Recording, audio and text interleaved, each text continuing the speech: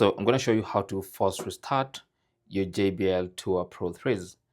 Now, this is very simple. All you have to do, in case you're encountering some problems like connectivity issues, or maybe one of the earbuds is not working or something, you want to put the earbuds in the case, and then you want to go and press this button under the case until this light blinks red 3 times. So press and hold. Might take a couple of seconds.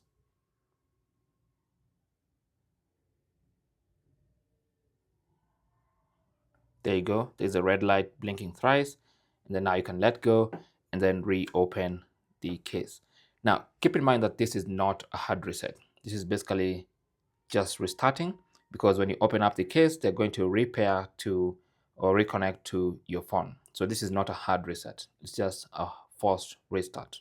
Okay, so that should fix some problems. And in case it doesn't, then you can now try looking at a factory reset or a hard reset.